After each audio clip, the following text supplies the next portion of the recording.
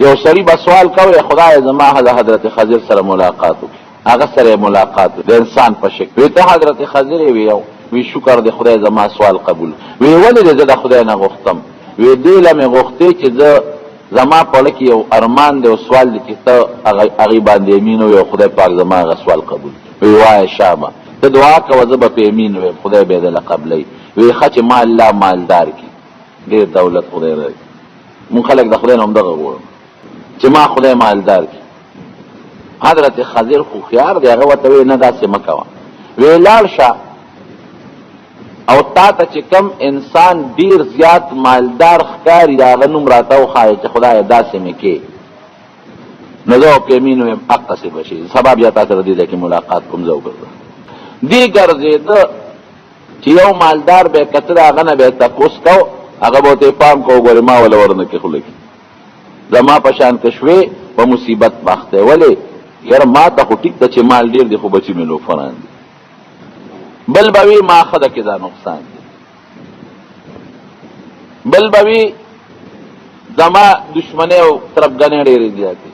یو سړی ایسهی که د زرګرۍ په بازار کې چې لاس یې په سرو په سپینو کې پروت و او نغدي روپۍ م ورسره ډېرې وې، دی ورته ولاړ و په ټول بازار کې ورته دې مالدار ښکاره شو. یاره وی دا څه خوشحاله دی ګوره بلا نوکرانې دي او لاس یې د پیسو د سرو سپینو نه نوز ګارېږي، که داسې شوم بس دا مې کامیابي ده. هېره ورېږه تپوس خو ته وکړه چې مازدیګر ماښام شو دوکاندار زرګر دوکان بنده و دی ورغی. وی کاکا ته ما ته خپل نوم وښایه. وی زما په نوم کې دې څه غرض؟ وی ما د الله نه سوال کو چې ما ته خدای حضرت خضر پېښ کړي، بېګا راغلو. هغه ته مې ووایي چې زه د خدای نه مالداري غواړم او ته په امین ووایه. هغه وی ته لاړ شه یو مالدار سړی وګوره او د هغه نوم واله چې خدای داسې مې کې نو مونږ به دله دعا وغواړو هغسې به شي. نو ته راته ډېر ښه مالدار ښکارې، نو ته راته خپل نوم وایه چې تا ورته یاد کړم. وی خدای ظالمه ما یاد نه کړي ورته، عمر به دې په مصیبت. هغه څنګه؟ وی راسې چې زه درته خپل خوراک وښیم، دې پیسو دولت ته مې مه ګوره، خپل خوراک درته ښیم. نو چې خوراک یې ورته وښو نو د وربشو سپوره ډوډۍ او سپوره خورما وي دا زما خوراک. دا دولت او پیسې هر څه مې ډېر دي خو په ما طبیب او حکیم هر څه بند کړي دي. که د غنمو ډوډۍ خورم نو بیا د خبرو د کولو نه، که غول شی خورم او میوه خورم او ښه نعمت خورم نو بیا څو ورځې په کټ کې پروت یم د پاسېدو نیم متیاج او دستونه رانه په کټ کې بیږي. دقه سپوره ډوډۍ او دقه سپورې اوبه زما خوراک دی. اوس خوښه دی که زما په شان ژوند غواړی او که نه غواړم. حیران شو چې خدایه اوس څو غواړو. په لاره را روان دی یو سړی دی ښه خوشحاله دی او نظمونه او شعرونه وایي. یاره وایي دا جوړ ډېر مالدار معلومېږي. ځکه دا مالداران مې ټول وکتل او ټول خفه دي. نو واقعي په هغه مال به څه کوي چې سړی پکې خوشحاله دی. مال او دولت خو د زړه د سکون او د اطمینان دپاره وي. کم مالدار ګوري د چا د ښځې نه فریادي خفګاني جوړی ورسره نه، د چا د بچو سره، د چا د ګاونډي سره، د چا بله مقدمه، د چا بل غم، د چا صحت کې نقصان. دا سړی جوړ ډېر زبردست مالدار سړی معلومېږي. چې ورغې وروره وي ته لږ دی خواشم، وی ډېر خوشحاله نه وی ډېر زیات، وی ډېر مطمئن وی زما په شان خوشحاله به د دنیا دا بادشاه نه. زه خو داسې خوشحاله یم چې د شپې کله وده شم نو چې کله مې غواړي را پاڅېږم او چې کومه ډوډۍ راته څوک کېږي نو ایثار پرې نه یم، هره ډوډۍ خورم او ښه مې وجود ته مه ګوره او د منډو ترړو ته مې مه ګوره. ډېر زیات خوشحاله. مال به دې هم ډېري که نه، تپوس خو دې د هغه خپل مسلې هم کوي. مال دولت به دې هم ډېري که نه. وی مال څه ته وایي؟ وی دا دولت پیسه نه ده خواشه مړه. مال دولت که مې وی بیا مې دا خوشحالي کوله نشته. مال دولت نشته. وی ژوند دې څنګه تېرېږي؟ بس غصه شو ورته. وی ژوند په مال نه تېرېږي، د الله په ورکړه تېرېږي. د رزق ذمهداري دا په مال کې نه ده، دا الله غشتې ده. نه مې پټې شته او نه مې تجارت شته او نه مې دوکان شته او نه مې نوکري شته. او چې کم وخت ته ډوډۍ راشي نو ما ته الله ډوډۍ تیار برابر. دا ګورې حقیقت. روزي څوک ورکوي؟ دا رب العالمین ورکوي. دا روزه اختیار د رب العالمین سره دی، د الله سره دی. زمونږ دا یقین نشته. مونږ وایو چې که دا تجارت مو نه کړه او څه مو نه ګټل څه به خورو، او که دا دوکان مې کولو نه کړه نو سبخرو بشک دا اسباب دی دا به استعماله الله به سبب هم در کولی چې خدا اسباب دی دا به استعماله او یقین په دې نه ساتي یقین په الله ساتي که یقین دې په اسباب او ساتي دا ګناه ده د زنانه او ماشوم بچي پیدا شو ا ماشوم وې شو نو دا هغه زنانه په ځل کې دا سوچو چې دا ماشوم د پورا عقیده په الله پیدا کو چې د پورا یقین او دا عقیده او دا سوچ جوړ شي چې دا مال ژوند او دا مرګ او دا بیماری او دا روغواله او دا رزق او ډوډۍ او الله راکړي بس نور و بس خيار خدوا اب چې دا یقین جوړو چې دا عقیده جوړه کوم او دا یقین په الله جوړ کوم نو دې ماشوم یو ځل دې مور ته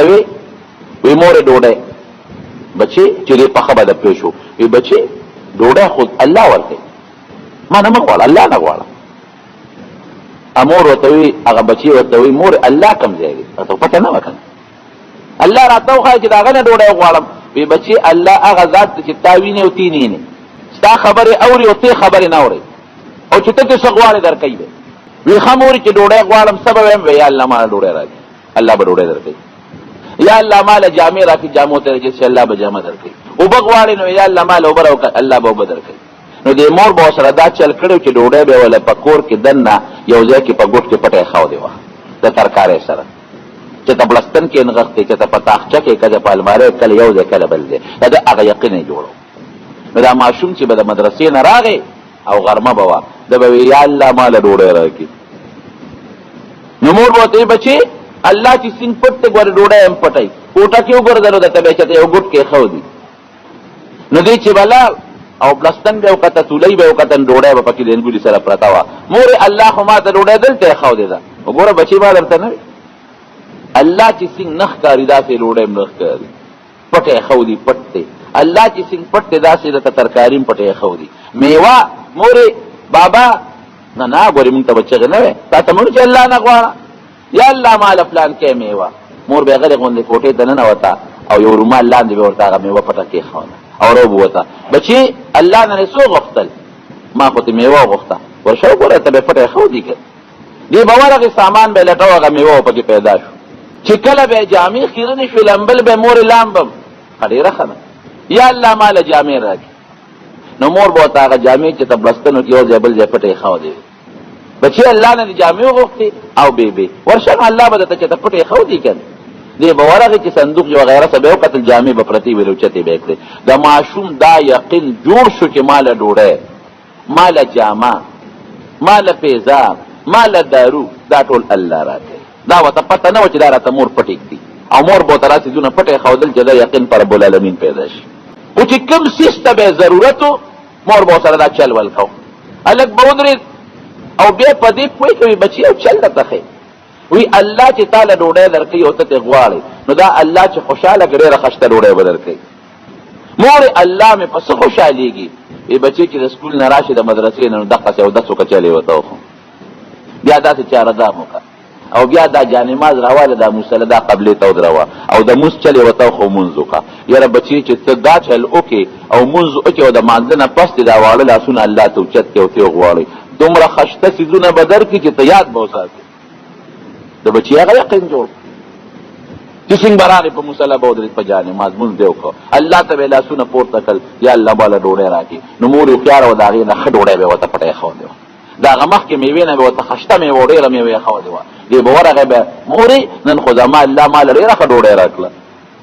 نن خو زما الله ما ډېر خو میوه خو دی دا بچی ما درته نو چې الله خوشاله کی تا خوشاله وردا حقیقت یو ځل مور ته تل وخت پلوانو کړه یره و خبر انسان دی یری غرمه شو را یادی شو او ادمه ماشوم خور مدرسې نه راغلی نن خو ته ما ډوډۍ نه خیر شوی دا سو شو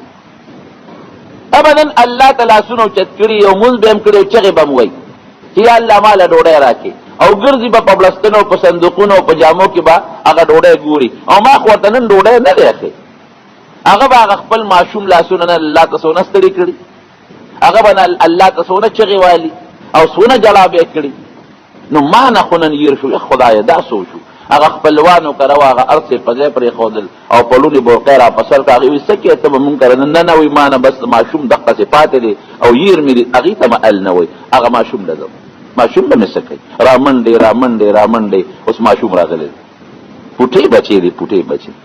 چې څنګه راغلی دی مور خو یې کور نشته ورته پته و چې خپلوانو کره تللی ده چې څنګه راغلی دی هغسې خپل استنجا او خپل چارهدام یې کړی دی خپله مصلی راغېستې ده په هغې الله ته یو 2 رکعته لمونځ کړی دی خپل واړه پوچیني لاسونه یې الله ته نیولي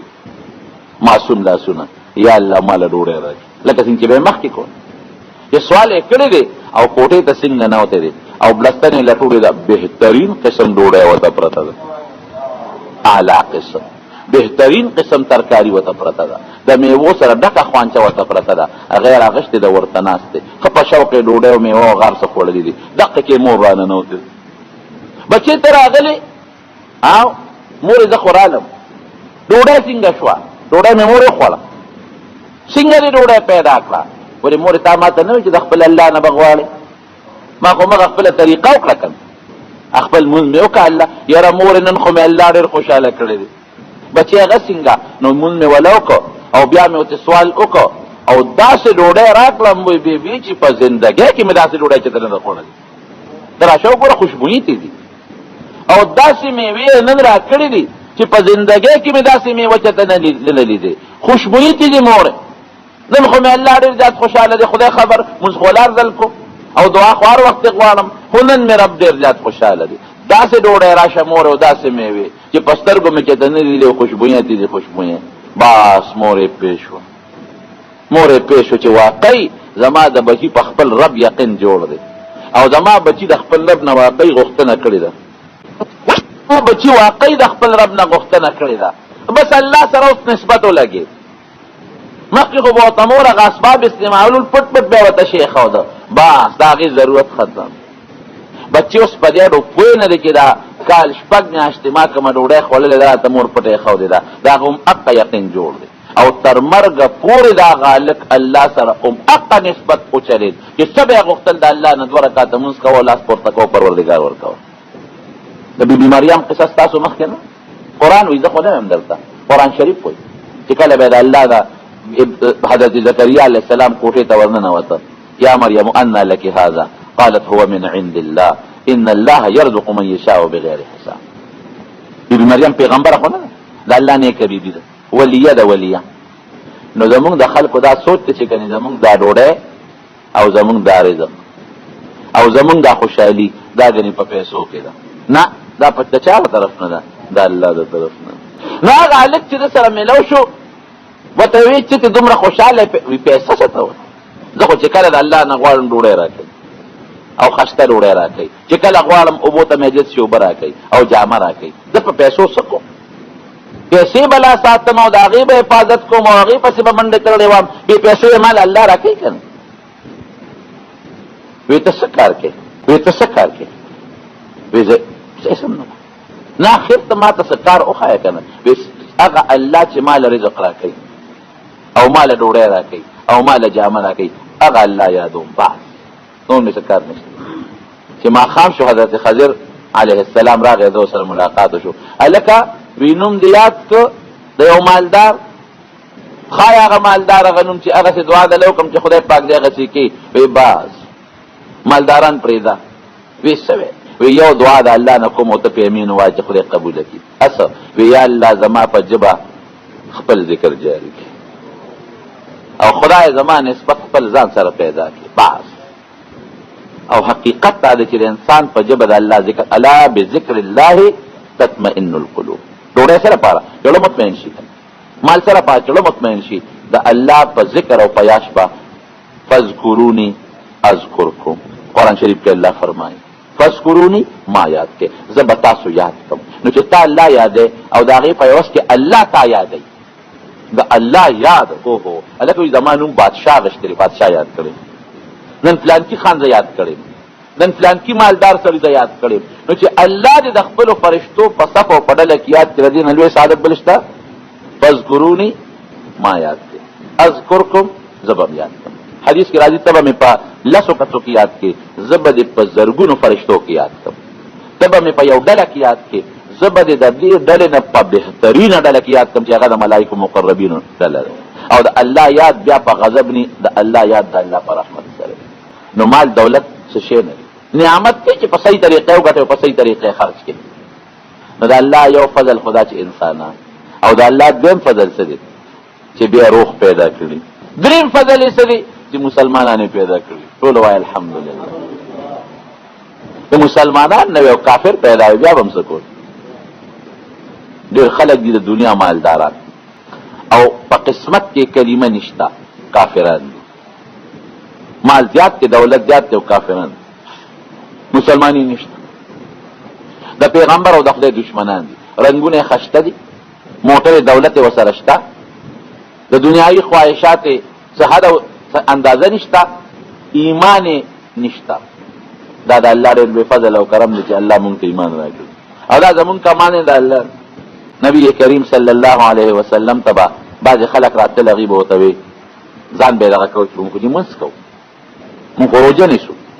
مونږ خو صدقې ورکوو، مونږ خیراتونه کوو، د احسان به یې راوړو. قرآن شریف کې رب العالمین فرمایي یمنون علیک ان اسلموا. خلک په تا د احسانات کوي چې مونږه مسلمانان یو، اسلام هم راوړی. قل لا تمنوا علی اسلامکم. ته ورته ووایه چې په ما د خپلې مسلمانۍ احسان راوانه اړوئ. دا پردون احسانات په ما مه راوړئ. اسلام د عمل نوم دی. بل الله یمن علیکم ان هداکم للایمان. الله وی زمه احسان قبول کې چې د دنیا دا طاقتمند او دا سره سپین خلک مې پرېښي د استاسو په دې زړه او په دې سینه کې مې د ایمان غوندې لوی نعمت ورچولی. بل الله یمن علیکم. الله در باندې خپله پرزونه او احسان درړی. نو موږ د الله د احسان منو او دا سوال کوو چې الله موږ له د شکریې توفیق راکړي. دا د الله فضل او کرم. د ډېرو خلکو دا قسمت نشته. حضرت موسی علیه السلام قارون د هغه دشمن دی، د خاندان نږدې سړی خو دشمن. د بعض انسان دا حسد او بغض پیدا کېږي چې د فلانکي سړي ته دا عزت ولې ورکړه، په دې ډېر لوی بغض پیدا کېږي. حالانکې د عزت او ذلت د الله په اختیار کې. نو موسی علیه السلام ته رب العالمین پیغمبري ورکړه، دا لوی عزت دی. علم خدای ورکړه، تورات الله ورکړه، خلکو به تابعداري کوله. د قارون دا خبره بدی شوه، حالانکې قارون د هغې په مقابله کې رب العالمین دولت او پیسې ورکړې. دله یو نعمت هغه له بل نعمت. دومره پیسې وې د قارون چې قرآن شریف کې الله فرمایي چې د هغې خزانو کنجانې دا یو کس تش وې وړي، یو ډلې به وړي. دونه یې کنجانې وې چې یو کس هغه اوچتولی نه شوې. نو چې کنجانې دومره وې نو خزانې به یې څومره وې، او بیا په خزانو کې به مال او دولت څومره وې. په کار دا و چې د رب العالمین د دغه نعمت شکریه ادا کړی. ګوره چې فشکروا لی فاذکرونی اذکرکم واشکروا لی ولا تکفرون. ما یاد کړه زه به تاسو یاد کړم. واشکروا لی زما د نعمت شکریه ادا کړئ. چې وایي زه مسلمان یم، وایي الحمدلله، دا شکریه شو. خدای مال درکړي، وایي الحمدلله. الله اوبه درکړي، وایي الحمدلله. الله علم درکړي، د شکریه ده، وایي الحمدلله. نو قارون له الله دونه مال ورکړه، په کار راوه چې د هغې شکریه ادا کړو چې الله دا مال خو تا راکړي. په موسی علیه السلام یې لګولې وي، په مسلمانانو یې لګولې وي. نو دی هو منافق، ظاهر کې خو د موسی علیه السلام تابعدار و، په هغه ایمان راوړی، خو د هغه نه منافق وړنه هغه سره بغض او حسد. یاره چې د موسی علیه السلام د عزت په پسه کم او خپل عزت په پسه زیات کم. نورونو دا څوک نشي کولی. عزت او ذلت تعز من تشاء وتذل من تشاء. عزت او ذلت د الله د طرف نه دی، دا د انسان په وس کې نه دی. یو ښځه یې لمسوله، هغې له پیسې ورکړې، غریبه ښځه وایي چې کله موسی علیه السلام تقریر کوي نو ته به پاسې او په موسی علیه السلام به الزام ولګي، تا له به دومره پیسې درکړي مجلس کې او بس بیا به ته ځې. په دې مطلب دا چې موسی علیه السلام باید دا الزام دا ښځه ولګوي چېرې موسی علیه السلام ما سره دا بدعملي کړې ده یا دا مطالبه رانه کړې ده، نو د خلکو به د زړه تور شي. او ما سره خو مال او دولت ته بس ما سره به مینه محبت نور زیات شي. نو د مجلس کې ناستو بني اسرائیل هم ناستي، په زرګونو خلک را ناستي، ټول ناستي. موسی علیه السلام تقریر کوي، دې کې دا ښځه پاسېده. چې پاسېده موسی علیه السلام ته وکتل، لږ ساعت ولاړه و، ناګانه کېناسته. حضرت موسی علیه السلام ښځې ته وایي ښځې ولې پاسېدې او بیا کېناستې؟ یاره وایي یو خبره مې کوله. خو وایي وایه څه خبره دې کوله؟ وایي نه نشم کولی. وی وایه څه خبره دې کوله؟ وی ښه صاحب رښتیا ووایم. او وی ستا په دې مجلس کې یو سړی ناست دی او قارون یې نوم دی، ما له ډېر لوی دولت منلی دی چې تا له به دومره پیسې در کوم، او ته په موسی علیه السلام الزام لګې. نو زه دې دپاره راغلی وم چې زه پاسم او پته الزام ولګم، خو چې ودرېدم او ستا د خشته او ښکلي مخ ته مې وکتل، زړه مې ویرېده چې بندې دا څنګ سړی دی، ده دا مخ او څونه ښکلې خبرې کوي، که په دې انسان د الزام ولګو خدای دې رونه نیسي. ویرېدم، ورپېدم، نو واپس کېناستم، هغه خبرې مې ونه کړی شوې. وی ښه قارون داسې ویلي دی، وی او قارون ته وی پاسه چې وی پاسه الله ته سوال وکړه موسی علیه السلام، یا الله دا سړی دی ګوره ما باندې ایمان هم راوړی دی او دومره غټ بهتان او الزام دپاره زما خلاف پیسې، الله ورته وی ځه موسی ځمکه مې ستا په اختیار کې درکړه. وی ښه د ځمکې اختیار زما وي او بس ځمکې ته حکم وکړي دا قارون راکاږه، د دې کونډو کونډو یې راخ قارون چغې جوړې کړې، معافي غواړم، بس ما معاف کړه، ما توبه بیا به نه کوم، هله ما معاف کړه، ای موسی ما وبخه، ای موسی ما معاف کړه. ځمکې ته وی راکاږه، هغه چې خو جلال و موسی علیه السلام کې چې ځمکې ته یې حکم وکړه تر نامه پورې راخ کړه. دې بیا چغې وی چغې وی چغې وی وی راکاږه، چې بیا راخ کړه دې سینې پورې ځمکې راخ کړه. بیا دې چغې وی ای موسی معافي غواړم، معاف مې کړه، بیا به نه کوم، وی راکاږه. ځمکې نور هم راخ کړه. نبی علیه السلام مبارک فرمایي حدیث پاک کې راځي چې اوس هم هغه الله په هغه ځمکه کې تاویږي په دې پونده باندې، په دې ځمکه کې تاویږي او ورو ورو ښکته دي، دا ول رب العالمین یو عذاب مقرر کړ، په قلار قلار ښکته روان دي، ځمکې غیب کړ. ګوره د الله د نعمت شکریه پکار وکړه نه پکار، شکر ادا نه کړ او د هغې دومره ناشکریه وکړه چې د الله په یو محبوب یو دوست پیغمبر الزام لګول او په هغه خلک بدګمانه کول، الله سزا ورکړه. لیکن دویم ټکي ته مه ګوره، رب العالمین موسی علیه السلام ته موسی دشمن دې څه شو؟ وی الله ځمکې راکې غیب شو، تا ته پته ده. وی چغې خو یې درته ووالې معافی خو الله وی معافی خو یې ډېرې وغوښتې، لږ الزام یې لګولو، زه خو تا بچ کړم، ستا په فضل الله بچ شم، ګنې د لږ الزام لګولو. وی ای موسی څلور چغې درته ووالې، که ما ته یې دا لومبی چغه والې وی فورا مې معاف کوم، فاسکروني اسکرکم. څلور چغې درته ووالې، رحم دې پرې رانغی. او که ما ته ستا په دې چغه والې وه چې یا الله ما یاد کړې، زه به تاسو یاد کړم. الله ډېر رحیم ذات دی. واشکروني، او زما د نعمت شکر ادا کړئ،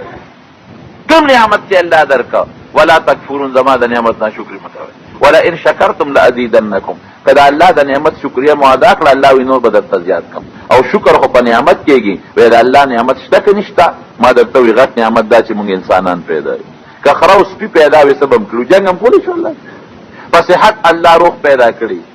او دریم الله مسلمانان پیدا کړي، او مسلمانې کې بیا د ټولو نه لویه خبره د یو عظیم پیغمبر محمد رسول الله صلی الله علیه وسلم امتیان پیدا وي. قرآن شریف کې الله تعالی فرمایي د نبی علیہ السلام د امتیت تمنا او ارزو پیغمبرانو کړې ده. قرآن شریف کې الله فرمایي چې پیغمبرانو متعلق فرمایي چې خدای پاک که د آخر زمانه پیغمبر دی راولېږه، الله ته دا میثاق اخیستی دی. وإذ أخذ الله ميثاق النبيين لما آتيتكم من كتاب وحكمة ثم جاءكم رسول مصدق لما معكم لتؤمنن به ولتنصرنه. د نبی علیہ السلام زمانه کې تاسو وی بالفرض او د آخري زمانه پیغمبر راغی، نو تاسو به هغه ایمان هم راوړئ، د هغه امداد به هم کوئ، نو خو امتي شو که نه؟ په دغه زمانه کې راشي. نبی کریم صلی الله علیه وسلم فرمایي وی الله ذوالجلال، حدیث اوږد دی بخاری شریف کې شته، خو زه به درته خلاصه او حاصل وی نیم جنتیان د جنت، نیم خلق نیم جنتیان به زما د امت نه، او دا باقي نیم به د نورو ټولو امتونو نه به شریکوي. او تاسو ته پته ده چې ستاسو تعداد څومره دی او د نورو امتونو څومره دی؟ وی ستاسو دا تعداد د نورو ډلو امتونو په مقابله کې دومره دی لکه د تور غوی په شا چې یو سپین ویښتي، دومره نور ډېر دي. د سپین غوی په شا چې یو تور ویښتي دومره لږ تاسو یو نور ډېر دي. نو چې نور دونه ډېر شو اندازه ولګوه، نو په کار دا وه چې جنت کې هغه خلک بیا ډېر زیات وي که نه؟ وي نه، نیم په نیمه به جنت کې تاسو یې، نیم په نیمه د نور امتیانو نه وي. دا د رسول الله مبارک برکت. وی الله راته د قیامت میدان وښو، دا حشر میدان وښو، محشر. و یو پیغمبر به روانو، یو ملګری به ورسره، یو امتي. بل پیغمبر سره به دوه روانو، څوک به یوازې روانو. لویه ډله مې وی ولیدله، بخاري شریف کې حدیث چې دا غاړه مکمل ډکه کړې. وی ما وی چې دا جوړځی مو زما امت دی. تپوس به مې کو دا جبرئیل علیه السلام نه هغه به راته فلانکي پیغمبر دی. مې چې دا به زم ځکه خلک ډېر زیات دي. وایي ما تپوس وکړو چې جبرایل علیه السلام نه چې دا د چا امت دی؟ وایي دا موسی علیه السلام په خپل امت کې روان دی. وایي ما چې دا خو ډېر خلک تېره ده. وایي دې کې چې مې وکتل یو بله ډله مې ولیدل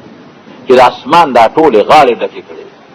دومره و چې د شمېر نه زیات و، د هغې په نسبت ډېر زیات و. مې چې دا څوک دی؟ وایي دا ستا امت دی.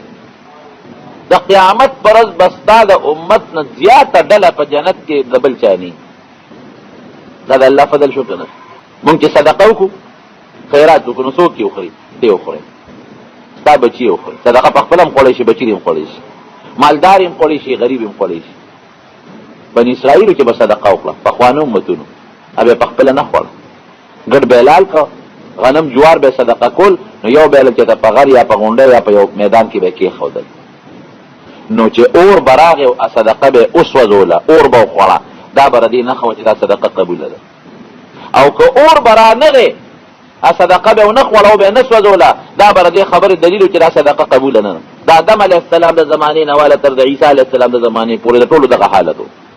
قابیل او حابیل چې صدقه وکړه، نو قابیل څخه غنم راواغېشتل، هغه کېښودل، او حابیل ګډ راوستل هلې کو کېښود. اور راغی، د حابیل هغه ګډې وسوځوه او د قابیل هغه یې ونه سوځول. آدم علیه السلام ورته وایي ستا صدقه قبوله ده او ستا قبوله نه ده. نو د هغې امتونو صدقې به اور خوړی، اور به سوځولې، په خپله به یې نه خوړی. او زمونږ د نبي علیه السلام مبارک د امت د هغې برکت ته وګوره، صدقه اور نه سوځوي. صدقه به یا ته خورې، په خپله هم خوړی شي، بچو باندې هم خوړی شي، ښځلې هم خوړی شي، دوستان هم خوړی شي، مالدار هم خوړی شي، غریب هم خوړی شي. نفلي عامه صدقه. نو دا د نبي علیه السلام برکت شو که نه شو؟ چې کوم سړی به مرتد شو، کافر به شو، ابا واپس مسلمانېده، نو په کلمه به واپس نه مسلمانېده. د بني اسرائیلو متعلق الله نه فرمایي فقتلوا انفسکم، ځان به یې وجه، هله به یې توبه قبلېده. چې سړی به مرتد شو، کافر به شو، او بیا به یې توبه ایسته، توبه به یې دا وه چې ځان به یې وجه، هله به الله معاف کوم. او زمونږ په امت کې یو سړی مرتد شي، الله دې مسلمان وساتي، او یا کافر شي او بیا ایمان تړی کېږي، نو بس کلمه د شهادت به وایي، واپس مسلمان شو. دا د الله فضل شو که نه شو؟ هغې چې به مونځ کو بغیر د عبادت خانې نه بل ځای مونځ نه قبلېده، خاص ځای کې به مونځ کو، خاص عبادت خانه کې. مونږ چې مونځ کوو نو په جومات کې مونځ قبلېږي، که عذر درته په خپل کور کې کوه هلته هم قبلېږي، که چېرته وخت در باندې تېر شو او د پټي په پوله ځان ته څادر واچو هلته هم قبلېږي، چې ځای پاک وي اودس دی خو جامه دې پاکې هر دی دې مونځ قبلېږي. دا فضل شو که نه شو؟ هغې چې به مونځ کو خامخا به اودس کو، اوبه نشته وې بس ځان له پیدا کړه، هر ځای نه چې ځان له اوبه پیدا کړه، اوبو پسې به ګرځېدل، ځان له به پیدا کولې، ځکه بې اودس ته خو کار نه کېږي. او زمونږ د نبي علیه السلام برکت ته وګوره، زمونږ امت ته مونږ که اوبه یې خو ډېره ښه ده، او که اوبه نه نو خاورې یو دوه ډبه ورکړو تیموم او په هغې دې هم کار کېږي. دا د نبي کریم صلی الله علیه وسلم برکت یو نه که نه په سوونو زرګونو لکونو کروړونو برکات دي. خدا مې تاسو یو څو نمونې وښولې. حضور پاک مبارک فرمایي مونږ هغه اخري امت چې دنیا ته په آخر کې راغلي یو، خو قیامت کې به حساب کتاب مونږ سره د نورو امتونو نه مخکې کېږي. مونږ هغه امت یو چې دنیا کې خو آخر کې راغلي یو، خو جنت ته به زه زما امت د آدم علیه السلام او د نورو امتونو نه مخکې داخلېږو. نو لاول فضل څه شو؟ چې انسانان یو. دویم څه شو؟ چې په بدن روغ یو. دریم فضل څه شو؟ چې المؤمنان او مسلمانان یو. او څلورم فضل بیا څه شو؟ چې د نبی کریم صلی الله علیه وسلم امتیان یو. دا د الله فضل او کرم. او نور نعمتونه او خو د شمېر نه زیات دي. وان تعدوا نعمت الله لا تحصوها ان الانسان لظلوم کفار. قرآن شریف کې الله فرمایي که زما نعمتونه شمېرلی نه شي، خو انسان ډېر ظالم دی او ډېر ناشکره دی. د هارون الرشید بادشاه دربار کې یو بزرګ سړی ناست یو نیک انسان. هارون الرشید اوبه وغوښتې، یې اوبه راوړې، نوکر ولا اوبه راوړې. اوبې چې سینګړې هارون الرشید په خپل لاس کې واغېشتې، دا بزرګ چې ورسره ناست سلیمان ابن حرب رحمت الله علیه، لوی د حدیث و عالم هم دی او بزرګ هم دی. هغه سلیمان ابن حرب رحمت الله علیه هغه ورته وایي بادشاه سلامت لږ صبر وکړه اوبه مه څښه. هارون الرشید نیک سړی، هغه مجلس کې به دا بزرګان او نیکان خلک ناست و عالمان. امام ابو یوسف رحمت الله علیه غوندې سړی د هغه قاضي القضات وایي اوبه مه څښه، هغه لاسونه نیس کړي ورته وایي بادشاه سلامت یې ورته پوښتنه کوم، وایي چې ته تږې شې اوبو ته ضرورت پیښ شي او ډېر زیات تږي او چرتم اوبني صرف دغه یو ګیلاس اوبه درته ملاویږي نور نه ملاویږي دغه یو ګیلاس اوبه درته ملاویږي نور چرته اوبني نو دا ګیلاس اوبه که ته په بیالې په 100 پیسو به والې ځکه نور اوبه شته او دغه اوبه چې تا ته ملاویږي خرڅه یې در باندې وي نیمه بادشاهي به ورکړم دا ګیلاس اوبه وپې والې وی ښه بادشاه سلامت چې په نیمه بادشاه دا ګیلاس اوبه والې او دا اوس کې او دا دې په دا خېټه کې بندي شي او بار نوځي دا ګردو بیماری شي مثلا او در باندې راشي چې خدای متیازې مې بندې لري متیازې مې نه دي او یو حکیم درته وایي چې ما سره علاج شته او هغې حکیم سره علاجي بل چا سره نه او هغه حکیم در نه پیسې غواړي چې ما له پیسې راکړه دا متیازې در نه وباسم نسخه درته لیکم ګرې نه نو څونه دولت به هغه حکیم له ورکړي چې هغه ګیلاس اوبه در نه په متیازو کې وباسي وایي دا نیمه بادشاهي به نورم ورکم وی ښه بادشاه سلامت پته ولګېده چې ستا د دې ټولې بادشاهۍ قیمت یو ګیلاس دی اوبه دي یو ګیلاس اوبه که درته نه ملاویږي نیمه ورکې خو چې ویخله پې او بیا چې دا ګیلاس خېټې ته لاړ شي او در نه نوځي نیمه بادشاهي بیا ورکې چې د اوبه در نه وځي نو د اوبو پیدا کېدل دا بیا د الله نعمت او بیا د اوبه چې د خېټې نه وځي دا ډېر لوی نعمت ته پروردګار د چا چې تشي متیازې بندې شي یا غټې متیازې بندې شي ورشه تپوس وکړې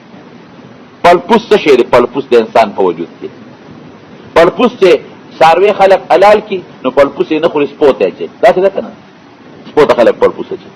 زه اینه وخوري زړه م وخوري خو پلپوس داسې یو شی دی چې خلکو ته ځان په خوراک بدې ښکاري اکثر په دې قصابخانو کې پلپوس خلک سپو ته اچوي سپي یې خوري او ما ته یو سړي خبره کوله پلپوس یې خراب و امریکې ته یې وړي چې پلپوس ولا بدل کړي د پلپوس بیماری وه امریکې ته یې وړي چې پلپوس ورته بدل شي ډاکټرانو ورته وي 2.5 کروړه روپۍ د پاکستان موږ سره کېده 2.5 کروړه روپۍ دا مخکې داخلې کا دا ستا فیس شو نو پلپوس سره به څه کوې وی نه پلپوس داسې که چرته چا په امریکا کې اکسیډنټ وکړ او هغه د اکسیډنټ نه مړ کېده ستا عمر او د هغه عمر برابر و ستا ګروپ د وینې او د هغه ګروپ برابر و او هغه خپل پلپوس وبخه چې دا چاته بل چا ته وبخې نو هغه پلپوس به موږ راوالو د هغه نه تا ته به ورغلو داسې نه شي لګېدی چې کوم سړی په خپل مرګ مري د هغه نه تا ته موږ نه شو منتقل کولی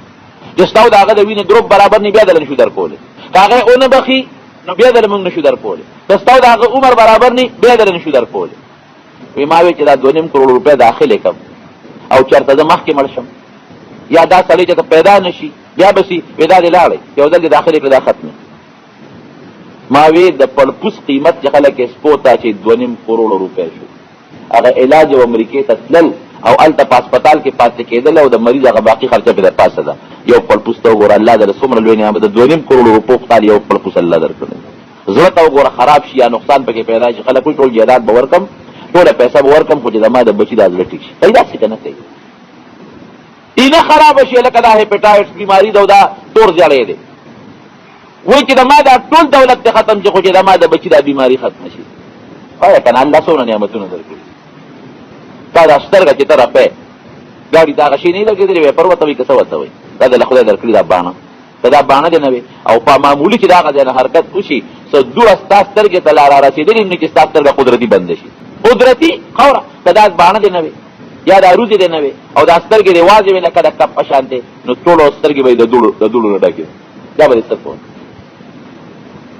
یو حکیم ډاکټر نه مې تپوس وکړ مې دا سپېمو کې ویښته وي په دې کې مولوي صاحب دا الله لوی لوی حکمت دی مې څه دي وایي دا ګوره دا څومره ګرد غبار او دا ګر خو دا ویښته را منې کوي که دا نه وي دا خو به برتلې ته پوله سون کا نو هغه چې څومره ګن دي هغه د ګن په شکل کې واپس راوځي او شریعت درته وایي ښه پوله سون کا هر د دې ایزا دا د الله فضل او د الله کرم یو غاښ چې دې خراب شي په څونه پیسو د الله بیا مصنوعي غاښ اخلي په دې چشمه موږ څونه پیسې لګو دا د الله نعمتونه دي نو ان تعدوا نعمت الله لا تحصوها دا الله نعمتونه شمیرل نشي ان الانسان لظلوم کفار انسان ډېر ظالم دی نه شکر دا غوین د مثال دی دا غلام مثال هم دی یو غلامو نو مولا سره مولا به هغه مالک به د غنمو ډوډۍ خوړه د چڼکڼو د معدې او دله به بېچڼه اولو ډوډۍ ورکوله نو دی ورسره تنګ شو مولا ته ما خرڅ ته به بل چا ولي وایي ته د معدې ډوډۍ خورې او ما له بېچڼو ډوډۍ راکې هغه وایي ښه خرڅ یې کړه چې په بل مولا یې خرڅ کړه نو هغه به بیا په خپله د بېچڼو اولو ډوډۍ خوړه او دله به یې د بورې ورکوله وی ما خرڅ کا نو خرڅې کا، نو چې خرڅې کا نو هغه به بیا ډوډۍ خوړه خپله، او دله چې بس پیدا شو ور به کو که پیدا به نه شو نو ناره به یې تېره کړه. هغه ته یې مهرباني وکړه ما خرڅ کا، نو په بل مولا یې خرڅ کا. نو چې بل مولا باندې خرڅ کړه هغه به ورته وایي داسې کار به کوې چې ته به دلته ناست یې. پخوا به دې جوماتونو کې هغه ډیوټ پېژنې که نه، یو لرګي به په هغې به یې ډیوه د پاسه ایښودې وه یا شمع پرې د پاسه پرته وه، نو دې به ځان ته کېنولو دا غلام او هغې مولا به له په سر د پاسه ډیوه ایښودې وه. وایي ته به کېنې رپې به نه، ته زما ډیوټ یې ډیوه به له په سر د پاسه ایښودې وه، هغه به هغه خپل کار کو. نو چا ورته ویل سوال نه کوې چې ما خرڅ کا، اوس پورې خو به سوال کوو چې ما خرڅ کا، اوس سوال نه کوې. وایي دا حالت راله ښه دی، وایي هسې نه په داسې ظالم مې خرڅ کړي ده خو لا باتی په ډیوې ښودې ده او زما د سر د پاسه بلیږي، یا هغه وایي سترګه واده کړه چې د سترګه کې درته باتی کېده، بیا به څه کوو؟ موږ ناشکره قوم یو. الله یې زموږ په لږې شکرې پیدا کړي. مال خدای درکړ، ډوډۍ خدای درکوي، عزت الله درکړی دی، بچي الله درکړي دي، مسلماني الله درکړې ده، حیا الله درکړې ده، جومات خدای درکړه پکې الله ته خپل منځ کې په دې ژبه د الله ذکر کوي او د خپل ښکلي پیغمبر باندې په دې خپله ژبه درود شریف وایي. اللهم صل څومره خوند کوي او لا اله الا الله ویل څومره خوند کوي، لیکن قسم دې موږ د الله شکریا ادا نه کړو. شکر څه ته وایي؟ شکر به په څه کې؟ شکر دې ته وایي وروڼه، شکر چل درته وښیم چې چا د سره خو کړل د هغه احسان را یاد کړي او د هغه تعریف وکړي، د هغه احسان را یاد کړي او د هغه تعریف وکړي او د هغه تابعدار جوړ شي. لکه مثلا مال یو سړي ډوډۍ راوړ، نو زه د هغه احسان را یاد کړم چې د خو ماله ډوډۍ راوړ او تعریف یې مو کړم چې وروره ډوډۍ دې راوړه خدای سره خو کړه. او که د هغه چېرته حاجت پېښ شو او ما ته څه کار وي نو زه بیا خبره منم. ولې که هغه ډوډۍ را یاده نه کړې نو بیا هم شکریه نه شوه، که تعریف یې ونه کړې بیا هم شکریه نه شوه. او که تا د هغه ډوډۍ درکوي او ته د هغه ته وایي دا کار را سره وکړه ته ورسره نه کړې نو دا تا ناشکري وکړه. دقه رنګې رب العالمین موږ سره احسانات کړي دي، نو د الله د احسانات ځان ته یادول چې خدای ژوند، عزت، روغ صحت، مسلماني او دا د دنیا نعمتونه دا ټول تا را کړي دي. او خدای تر دې قادر بادشاه مالک په یو سکند کې رانه ګوره غشتیم شي او بیا د الله تعریف وکړي چې الحمدلله ووایي. دا د الله تعریف چې خدای ثناګانې ته لري. سبحان الله، یا خدای ته د هر عیب نه پاتې. الله اکبر، خدای ته ډېر لوی. لا اله الا الله، خدای د عبادت لایق دار ذات نه بغیر بل څوک نشته. ګوره دا د شکر طریقه شو. یا شکر په اندامونو کې الله ته منځ وکړي، یا شکر په پیسو کې لکه صدقه ورکړي، او بیا د الله تابعدار الله وي دا کار وکړه دا منځ وکوئ ښه، الله وي دا صدقه زکات ورکړه ته وایې ښه. دا درې خبرې شکریه شو. د نبی کریم صلی الله علیه وسلم صحابه کرام دي او صفه کې بنا فقیران صحابه کرام. ابا داسې و چې جامع به د خوارانو نه وي نو یو بل سره به نږدې ناست و چې عورت هم چېرته ښکاره نه شي.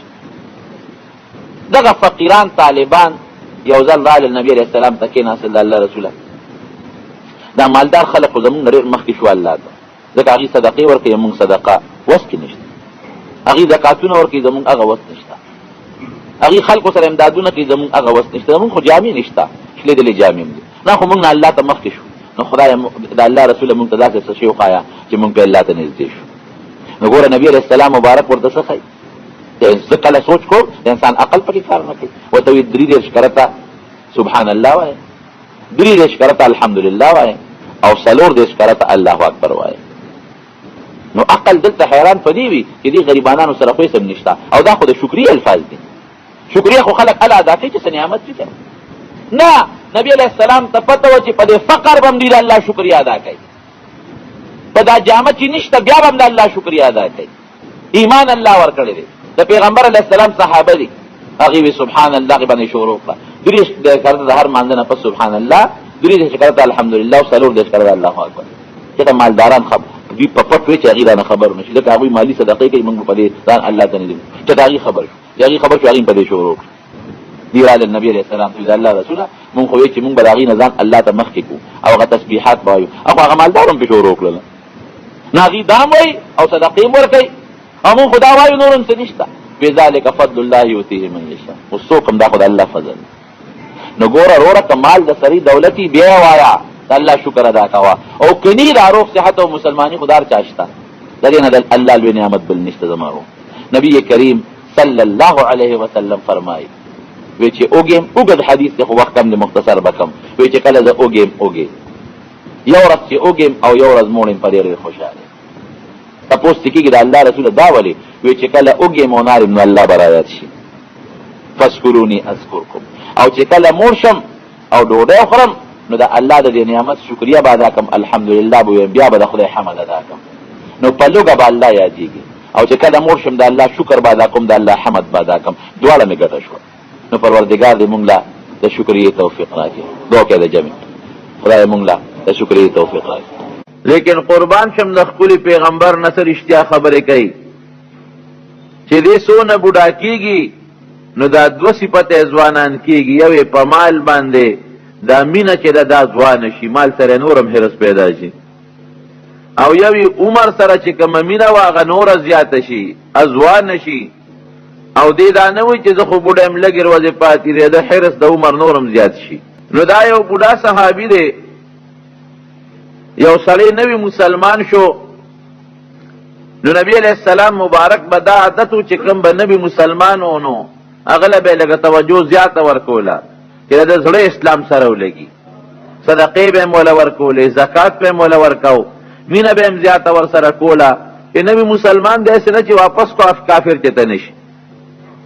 یو سړی نبی مسلمان شو راغی نبی علیہ السلام ته کېنا چې د الله رسوله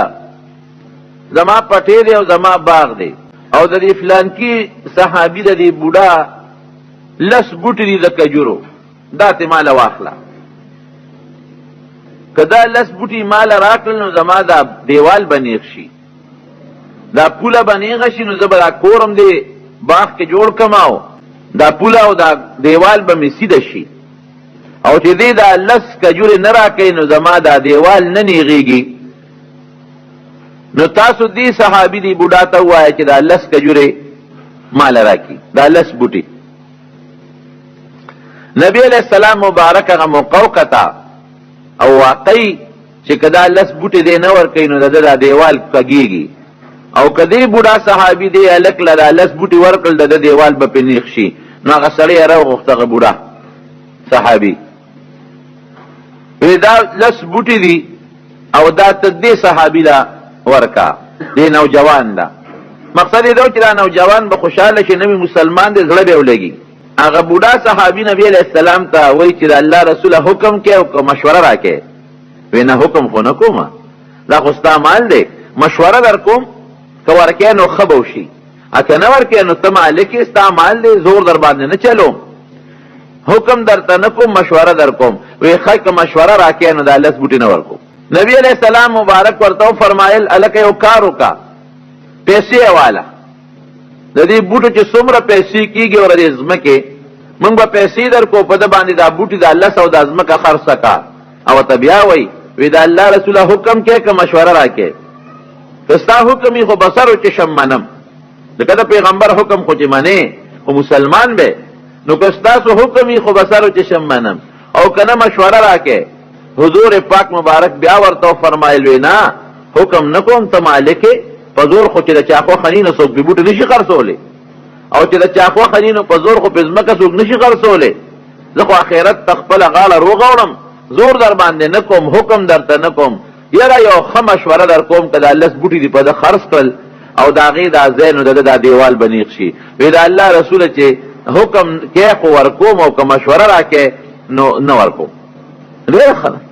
نبی علیہ السلام مبارک توحیر علی او فوراً دی بوډا صحابی ته فرمایي لکه یو بل چلو کا ودا سیو کچ د لس بوټي د لور کا رب العالمین بتعال په جنت کې او ډیر بهترین باغ در کې او اعلی محل بدر کې د دې لس بوټو په مقابله کې بهترین باغ اعلی دا لس بوټي دي او جنت کې بهترین باغ او جنت کې به الله یو اعلی محل در کې ویسے حکم راته کې که مشوره راکې نبی علیہ السلام فرمایي دا حکم خو نه کوم خپل خپل اختیار مالک وی که حکم کې خو ورکو خیراتی ورکو او که حکم راته نه کې او مشوره کې نو لا حاجت لی فيه بس هم دا لس بوټي به خو وخت دي صاحب خو کمزور دی بوډا دی سړی چې بوډا شي کنه ایو سړی بوډاو ډاکټر لاله صاحب وی سترګون سو سراته خل خلخ کاری ا ډاکټر صاحب ته وی بوډا کنه عمر دې کم دی. وی صاحب په غوږونو هم څه نه اورم. ډاکټر صاحب ورته وی ګوره کله کمزورې او بوډا بوډا نو ځکه نه اورې. وی صاحب لاسونه مې مرپي. وی دا هم د بوډاوالي نښه ده بوډی. وی صاحب غاښونه مې ټول وتل. وی دا هم د بوډاوالي نښه ده. نه بوډا بابا ډاکټر د غوسه شو. څه بوډی د بوډاوالي نښه ده، د بوډاوالي نښه ده. ډاکټر ورته وی دا هم د بوډاوالي نښه ده. غوسې دې شروع کړې که نه هم د بوډاوالي نښه ده. نو خبره دا چې سړی بوډا شي نو بیا خو انسان کمزوری شي. نو حضور پاک مبارک به ته فرمایي دا لس بوټي ورکا او زه ضمانت در کوم. داسې وفرمایل زه ضامن یم ستا دپاره، ضمانت در کوم چې الله به جنت کې دله باغ هم درکړي او بهترین محل به هم درکړي. وی صاحب حکم کې؟ وی نه حکم نه کوم. که حکم کې خیراتي ورکوم او که حکم نه کې مشوره راکې نو دا لس بوټي زه بوډا سړی یم او په دې مې خپل ژوند تېرېږي دا رانه مه غواړه. دا بوډا بابا لا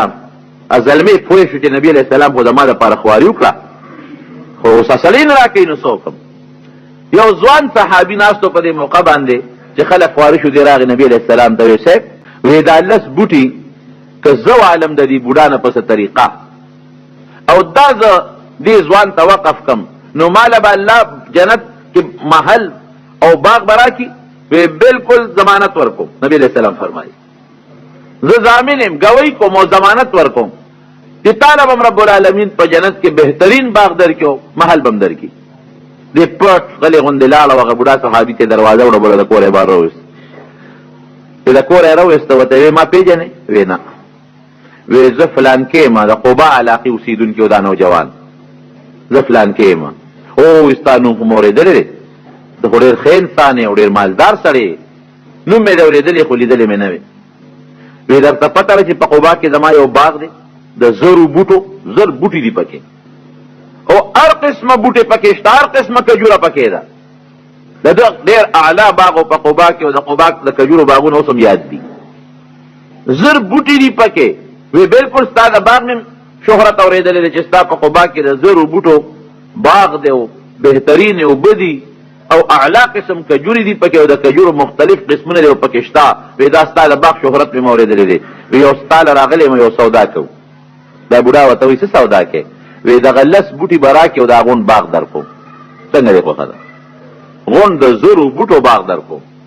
او دا لس بوټي دنه غواړم د هغې په عوض کې. هلکه روغ خو یې که نه چې ته لس بوټي چې ته زر او دا خو صرف لس بوټي دی او هغې سره یو ګز به ځمکه ده او د دې په مقابله کې د زرو بوټو باغ راکې. وی بلکل دا سودا در سره کوم که را سره یې منې. وی بس در سره به ومنه زه دا لس بوټي مې در کړل او هغه باغ راکړه. وی در مې کړل. هغه صحابي راغی نبی کریم صلی الله علیه وسلم ته د الله رسوله هغه بوټي ما د هغه بوډا صحابي نه واغېښتل. هغه له مې د قبا هغه خپل د زرو بوټو باغ ورکړه او راشه بس دقه بوټي دا لس بوټي دې نوجوان صحابي ته زما له طرف نه وقف. دی بلکل زه ګوی در کوم. نبي علیه السلام وفرمایل ضمانت در کوم قیامت پر ورځ به زه د الله دربار کې ضامن یم چې تاله به الله جنت هم درکوي او محل هم درکوي. نیغ لاړ او د دې صحابي په هغه زرو بوټو باغ کې کور هم پکې اوسېدم. بعضې خلک اوس هم په باغ کې دننه ځان له کور جوړ کړي پکې اوسېږي. چې څنګه ورغې د باغ په غاړه باندې ودرېده او ښځې ته یې چغې کړې فلانکې بچي دې مه راوباسه او د دې باغه روځه. سړیه ته خو را دننه شولې. وی روځې دا باغ مې خرڅ که دا مې خرڅ که شابه روزه ته زه چې ما خرڅ که زه نه در نه نوځم ته م روځه او بچي دې م راوباسه او دا کور هم پرېږده او دا باغ هم پرېږده دا ما خرڅ که. ښځه پوه شو چې ته ډېره ښه سودا به یې کړي. بل ځای به یې پې ښه باغ اخېستي. سړیه دا دې څه وکړه؟ دې کې خو زمونږ کور دی، دې کې خو زمونږ سامان دی، دا خو ډېر قیمتي باغ دی، اعلی اوبه دي پکې، چینې دي پکې، کویان دي پکې. دا دې څه ښځې ډېره ناشنا سودا مې کړې ده. د دې نه بهترین باغ مې واغېسته. ښه ښځه راووته سره د بچو نه چې لارې ته راووته. وی سړیه کوم ځای دی هغه قیمتي باغ واغېسته؟ وی جنت کې مې پې سودا وکړه. دې ته سودا وایي. لا یؤمن احدکم حتی یکون هواه طبعا لما جئت به. سړي خواهش خدا وي چې دنیا دا باغ د جنت پې چته کېږي. جنت سره به راکاږو. اوس هم خلک بعضې وایي که نه د مړه په هغه لوی دغه سټېشن به خبرې کوو. دا ګورې د کفر خبرې دي چې څوک دا وایي که نه چې په هغه لوی سټېشن به راکاږو سره بیا دا د کفر خبرې دي. یو صحابي حضرت خباب رضی الله عنه په یو کافر باندې قرض و. ورغې ما له خپل قرض راکړه. هغه ولې نه ورکوم؟ وی ګوره ما له خپل قرض خامخا راکړه وته بالکل دل نه درکوم کافر ورته وی دا قرض نه درکوم وی دا دغه ورته وی دا صحابي ورته وی چې ګوره بخمه درته نه او مړ بشي بیا به نه غواړم وی خمرم با دا وی کمر شم کنه وی الته به زما بچیم ډیری لکه دلته خدای چې څنګه راکړي او الته به معلم ډیری ته دلته خوار الته خوار او زبا الته به مال یو دلته مې مال دی الته به یاد درکم د په مخه دی دا ګوره دا د کبر خبرې دي او دا د مسته خبرې دي نو دا باز خلک وی الته په لوی لاور به خبرې کو او الته به د بیا ترانه به والي ښا په لوی ټیشن بدر کو دا دین پورې بس پک نه وي د قیامت او د حشر پر وخت پورې سپکه بنوي دا د کفر خبرې دي نو خبره مې دې پورې کوله چې وی خځې داسې باغ مې په وی کوم ځای په واغښته وی دا باغ مې ورکه او جنت کې مې په باغ واغښته او دا کور مې د باغ پرې خو جنت کې راله محل راکې او ګواه مې څوک دی د دواړو جهانو مبارک سردار او که دې زمانه خزه ونه سو قبل به جوړ کړو کنه مخسر به ټکولو دا دې سوکړل موږ بس کو بچی به سکی کم خو منډي وای خزه ورته وای اے سړیا ډېر بهترینه سودا دې کړې ده مبارک دی وی دا دې مبارکي ډېر بهترینه سودا دې کړې ده ډېر خشته سودا دې کړې ده دې ته شریعت و یو دې ته دین وای خپل خواهش به د دین تابع ګرځي یو ځکه یو صحابي نبی علیہ السلام مبارک بار روت د غرمه او ډېر سخت اوګیو په دې خېټه مبارکه کانی تړلې دي خې طرف ته موګس طرف ته حضرت عمر رضی الله عنه حضرت ابوبکر دام دواړه راځي تاسو کده حضرت ابوبکر نه څنګه راوته ایسه بس اثر وطن چې نبی علیہ السلام ته لګو ګورو به خوشاله بشم حضرت عمر رضی الله عنه تاسو کو عمر ته څنګه غرمه کې راوته دا خو د خوب وخت وي شیب خوب ناراضي لوګي را په مخه کړم ډېر اوګي نو حضور پاک مبارک ول کمی سوچت کا وی راشه عمر تا یو کانه تللې لوګي نه ما دوه تللې زه چې دو حضرت نبی علیہ السلام ته مخ کې حضرت ابوبکر او عمر ورپسې شو مدینه منوره کې او صحابي ابو الهیثم رضی الله عنه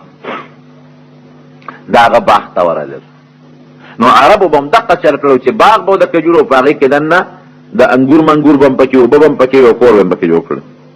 چې څنګه باغ ته ورغل نو نبی علیہ السلام مبارک د خزنه تاسو کې مرګره دي شو وی صاحب هغه تل دی د سکو خوږی مزیدار او بروړي مدینه منوره کې د خوږو بو مخصوص سکویانو ښه بس هغه ته صادر واچو نبی علیہ السلام مبارک یو سوري تکینا ځکه هغه ابو الهیثم رضی الله عنه صحابي راځي راغی ډېر ځات خوشاله شو چې زما کور ته زما باغ ته حضور پاک مبارک تشریف راوړی لاول نبی علیہ السلام ته ورته غاړه بیا حضرت ابوبکر صدیق ته ورته غاړه بیا حضرت عمر فاروق رضی الله عنه ته ورته غاړه او بیا ورغه او اعلی کجوره او کته او دغه کجورو نه یو خشته غونچک را پرې کو او نبی علیہ السلام مبارک ته صادر بستر برابر کړه صحابه ته او هغه غونچکی وته مخې ته کې خو او خشته او به چې کمه راوړې هغه په کټوري کې راواچولې هغه مرته مخې کې خو حضور پاک مبارک ته لا مسکې شو الکه غونچک ته ولې پرې کو وی مونږ لبرته لګي په کجوري را سندلې وکم وینا سه غونچک مې راوړ چې تاسو په خپل خو پکې دال لغونډې کې که په خې خوره که کچا کجوري خوره او یو قسم کجوري چې حضور پاک مبارک بړې رفقوله بصر وته وي نیمه پخې نیمه کچا وې کدام خوخې نه ځان لته په خپل غونډې کې نا کجور غونچا کې وته کې خو سره دا خوګو بو سوري تا او بستر وته برابر کړو چالي راواغشتم لا نبی رسول الله خو په پېښه چې اوس موږ ساروي لاله ورته یا بوله سما وی ګورې ساروي لاله خو دوه سيزونو نه خیال ساته د پيو ساروي لاله نه کې او بل رکوټي بچي اعلان نکي ځکه ماشوم خو مور پسې منډه ترړې وي خاصه یو خمدار خولي چیلو کې یا ګډوري یو کته وغه حلال کا او چې څنګه حلال کا خدای ته شابه غنم اورکا او اوره برابر کته روړې پخې کا او زه به دا غوخه ته برابر کوم نبی رسول الله مل مده چې دا غوخه او داسې زونه پیوخ هغه خدای روړې پخې کړې او دې هغه غوخه پخې کړل دا خدای او دا غوخه پرې کړه چې په خیر شروع نبی علیہ السلام مبارک ته کې خو ده حضور پاک مبارک سره د خپل صحابه په مینا غډوړه خوړه او بیا د هغه په غباخ کې منظم او د مانځنه پسې بیا هم لګ شان دغه خوړه او بیا صحابه ته فرمایي ابوبکر ته چې اے عمر ګوره سور وزو نار اوګیو او صحابه د سور وزو نار اوګیو وی قسم دې چې د قیامت پر ورځ بر دې نعمتونو مونږ الله ته پوښتې خو خوراکه مو خور خو به مشکله او د خمزیدار اعلی سوري لاندې ناس توکل دا نه وایي چې یاره مونږ خو ور ورځې یا شپږ ورځې یا پنځه ورځې دا نارې تېرې کړې نه د دې نعمتونو به د قیامت پر ورځ زمونږ نه تپوس کړي. او حضور پاک مبارک ورته وکتل چې د دې ښځې او د دې خاوند دې څوک شته نه د خدمت، دغه یو سړی دی او یو یې دا ښځه ده. نو نبي علیه السلام مبارک یې دې خاوند ته وویل چې کله مونږ له غلامان او عمریان راشي نو راشي عمره به دله درکړم، خدمت به دې کوي. هغه وی صاحب ډېره ښه ده. څه موده پس نبي علیه السلام له چا غلامان او عمریان راولېږل، دې خبر شو چې راغی وی د الله رسول تاسو راته فرمایلي چې که غلامان راشي او به درکوم. وی او نو نور یې په صحابو تقسیم کړي وي او دوه غلامان پاتې وی دا دوه پاتې دي کې یو ځان له خوښ کا. دا صحابي ورته وی د الله رسول ته پکې راله خوښ کا، نور بیا څونه هوښیار دی، وی ته پکې راله خوښ کا. وی ښه نو دا یو ما په مانځه دي دا مونځګزار دی، دا ستا شو، دا بوزه. خو ګورې پام کوه ښه سلوک ورسره کوه، تنګ یې نه کې تکلیف پې وانه چې ځکه نبي علیه السلام به بار بار صحابو ته فرمایل الصلات وما ملکت ایمانکم، د مونځ خیال ساتئ او د غلام د مرئی د نوکر د امسایه د زمیدار چې کوم ستا د لاس لاندې دي د هغې به ډېر قدر کوي او ډېر خیال به یې ساتئ. نو ده ته هم دغه نصیحت وکړه چې دا بوزه خو ګوره ډېر خیال یې ساته. غلام یې د مټه ونیو لاړل چې څنګه لاړل ښځې ته یې وویل، ښځې ورته ویې څه دی وکړل؟ وی نبي علیه السلام خو را ډېر ښه غلام راکړ او ښه مضبوط هم معلومیږي. وی سړیه نور یې درته څه وی؟ وی نه یې نه فرمایل، خدای راته وفرمایل چې ها دا غلام بوزه او خیال یې ساته، ښه سلوک ورسره کوه. ګوره نو ښځه ښځی که نه، دا مې دې پورې وي چې هغه وختینې هم ښځه وه. وی خاونده مبارک دې چې ډېره ښه سودا دې کړې ده. دا ښځه ورته څه وایي؟ وی سړیه وی یو خبره درته نه کوم؟ وی وایه که نه؟ وی نبي علیه السلام فرمایي چې ښه سلوک ورسره وکړه. وی ښه سلوک ورسره نه کوو، وی ښه سلوک به دی چې د الله په رضا کې د الله په نوم یې ذات کړو. ته خپل خدمت کولی شي او زه هم کولی شم. بس دقه هسې نه، حضور پاک مبارک فرمایي ښه سلوک ورسره وکړو چې ته رانه ورسره د لاس نه راته ورسره بد ونه خېږي. بس دا به ښه سلوک یې چې ازاد یې کړو. وی هو حر لوجه الله، دا د الله په نوم ازاد دی.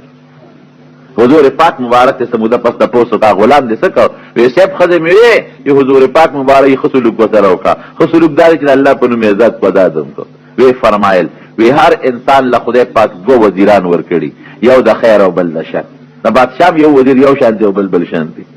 په کور کې انسان تم وی چا چې څوک خدای د ښه ملګري نه وساته او ښه ملګري ولا الله ورکړه، وی دا کامیاب دی. تا له خدای ښه ملګري درکړي دی، ښه ښځه له خدای درکړې ده. نو اوس د انسان خواهش څه وایي؟ خواهش خدا وایي چې دا غلام را سره زمونږ به پې لاس ارتي، زما به هم خدمت کوي او زما د خاوند به هم خدمت کوي. او چې غلام نی دار څه په خپله کوي، بغیر د نوکر نه ژوند ګراني. لیکن د الله او د رسول خواهش څه دی؟ ادا دې که دې آزاد که، حدیث پاک کې راځي که چا یو امرئي آزاد که، ده د هغه امرئي هر اندام آزاد که. ځکه لاس یې ستا لاندې و، خپۍ ستا لاندې وه، سترګې ستا لاندې وي، هر څه ستا د هغه غلام هر جز ستا غلام و. نو تا د هغه هر جز او هر اندام آزاد که، نو خدای به ستا هر اندام د جهنم د اور نه آزاد کړي. نو ګوره رونو خپل خواهش لاندې او د الله خواهش پورته. مسلمان بدقی لا یؤمن احدکم حتی یکون هواه تبعا لما جئت به، خپل خواهش به د دین تابع ګرځي بس. او کته نه زما خو دا غواړي او شریعت یې نه ده نه،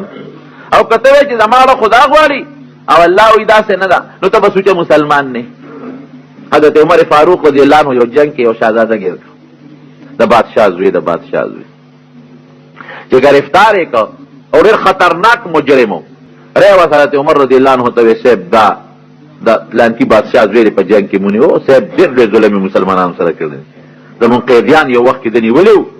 او د هغه قیدیانو سره ډېر سخت سلوک دی ظالم کړی او دا ډېر خطرناک دی. حضرت عمر رضی الله عنه جلاد راولې سر ته ووهه، مردار یې مړی کړې چې دومره ظالم دی او زمونږ قیدیانو سره یو وخت کې دومره ظلمونه کړي دي. مزیخ اوس غریب دقسې تړلی شوی دی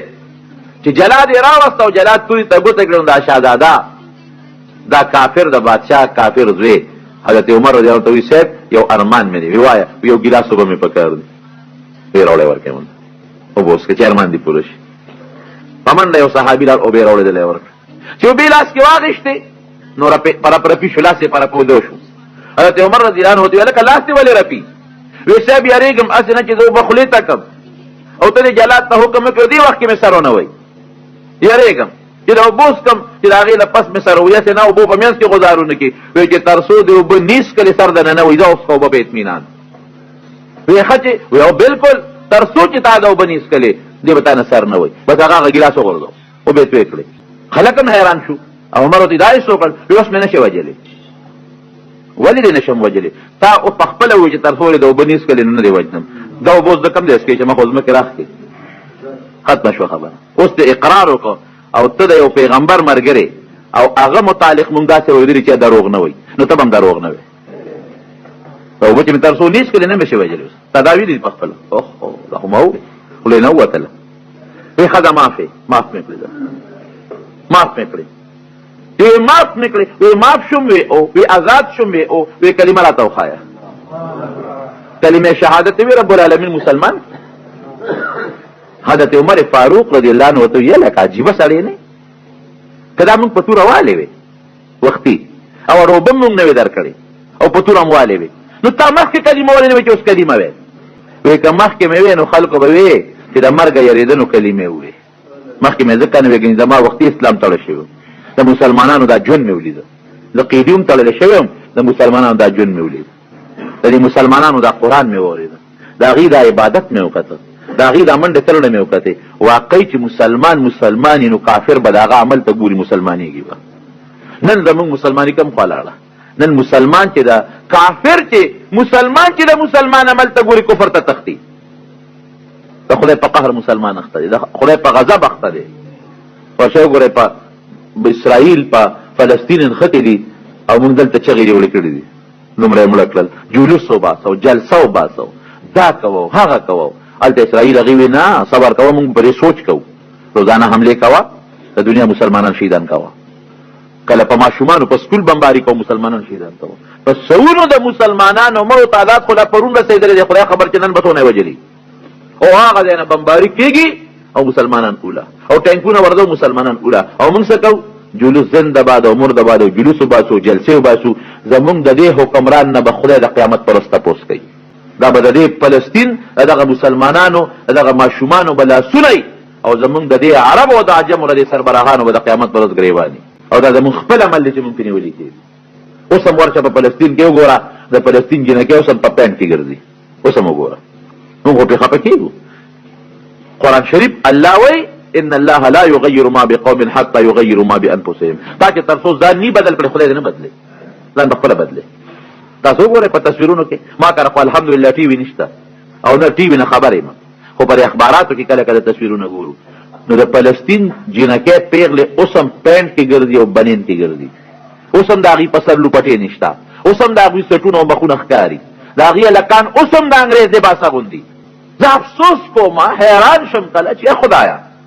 د هندستان وزیر اعظم دی زمام وزیر اعظم دی د هندستان وزیر اعظم سیک دی هغه خو چرته خپل پاک د سر نه کوز نه کړ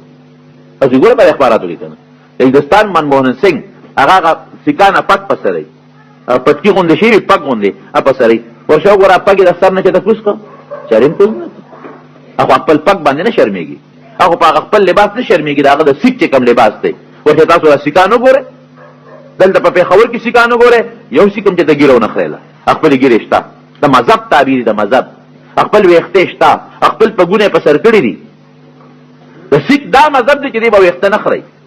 د سیک دا مذهب دی چې دی به خپل پګوي نو سیک په خپل دین نه شرمېږي او زما وزیر اعظم چې انګلند ته ځي بلکې انګلند ته کوڅه کې چې د امریکای ملمر راځي نو مخکې نه تاسو کړی چې د بسنګ ته یې چوری چې ما غسل الله جوړ کړم د بسنګ دوغاخي پرتګ جوړ کړی چې د ما غزان له دوغاخي پرتګ جوړ کړم موږ په خپل دین شرمېږو موږ د خپل پیغمبر په جامه شرمېږو موږ د خپل پیغمبر په شکل شرمېږو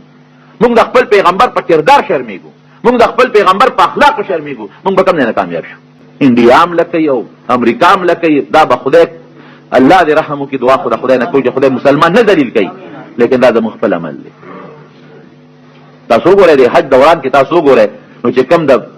ترکو خلک دی او کم د نورو ملکونو خلک دی نو په دغه کې په پتلونو کې ګرځي د خزو هغه لباس د انډونیشیا خزو لباس کې دی چې د حج لکه مې راغلي حج لا دومره دونه پوټي پوټي دي او حج راغلي چې هغه د پاسه بورقای ته لري کړو نه دی بلبل سي اذان نه عربي صادر توکړي چې هغه ته لري کړو نه بلبل سي موږ لباس د انګريز دی زمونږ جامه مونږ کې د خدای پاک د مسلمانیت طاقت پیدا کړي. نو هغه هلک حضرت عمر رضی الله عنه ته هغه شهزاده وایي ما چې وختي دي مسلمانانو ته وکتل، ډېرې شکلونو ته مې وکتل، نو ما په لکه اسلام پرېوته، ما مې مسلمانېږم. خو هغه وخت مې ځکه کلمه نه چې خلک وایي چې د مرګ نه لرې کلمې وایي، نو چې اوس د مرګ نه بچ شوم او پته راته ولګي چې ته مې نه وجنې، نو اوس به زه کلمه وایم صرف دې دپاره چې الله زما خوشحاله شي، د مرګ د یارې نه چې زما رب مانه خوشحاله شي. الله که خوشحاله نو په دې به خوشحالېږي چې خپل خواهش به د الله د خواهش تابع کړي. زما هم خوښه ده د الله هم خوښه ده، زه به خپله خوښه پرېږدم د الله خوښه به اخلم. زما هم خوښه او د رسول الله مبارک هم خوښه ده، خپله خوښه به پرېږدم او د رسول الله مبارک خوښه به اخلم. مونږ وایو نه نه، هر ځای کې خپله خوښه، که خدای خفه کېږي خفه دې شي که نه، او که نبي علیه السلام خفه کېږي خفه دې شي که نه، او که په شریعت زمونږ عمل راضي شي او که نه راضي نه به راضي، دې ته به نه ګورو. نو مونږ به شریعت ته ګورو، مونږ به الله ته ګورو، د الله رسول ته به ګورو، نو خپله خوښه به د هغې تابع کوو. هله به مونږ سوچه مسلمانان یو. لا یؤمن احدکم حتی یکون هواه طبعا لما جئت به. تاسو خو د حضرت حنظله رضی الله عنه قصه اورېدلې ده که نه، او په شعرونو او په نادونو ذاتونو کې اورېدلې ده. هلته د احد جهاد دی او د تازه واده کړی، تازه، او د واده لومبۍ شپې ده، او بیا د واده چې کومه تقاضا ده د خپلې بیبي سره هغه تقاضا یې پوره کړې ده، او دې کې ورته پته ولګېده چې نبي علیه السلام خو د احد میدان کې د جهاد دی، هر څه یې پرېښودلو په یو منډه راغی جهاد لو پکې شهید شو. نبی کریم صلی الله علیه وسلم صحابو نه تپوس ګوره څومره د انسان د خواهش شپی او د انسان په زندګۍ کې د ژوند د مینې شپی هغه هر څه یې قربان کړل چې د شهید شو. نبي علیه السلام مبارک ورشه د کور والا تپوس وکړې دې لږ څه چل دی؟ ولې صاحب وایي فرشتو غسل ورکړ، ما ولیدلې فرشتې د اسمان نه رالې او د حنظله رضی الله عنه غسل ورکړ. تاسو معلومات وکړئ څه چل دی چې د بیبي نه یې ورله تپوس وکړو دې جنابت کې په لوی بې اودسۍ کې و، خو د نبي علیه السلام د جهاد یې واورېدل نو غسل یې ونه کړ، نیغ جنګ له. نو خپل خواهش مونږ مخکې کوو ورځای کې، او مونږ د الله او د رسول خواهش ته نه ګورو، ځکه خو ډغرې خورو. خپل خواهش به د الله او د رسول د خواهش تابع کې، هله به ته کامیابې. حضرت سعد رضی الله عنه د سعد په نوم باندې ګڼ صحابه دي،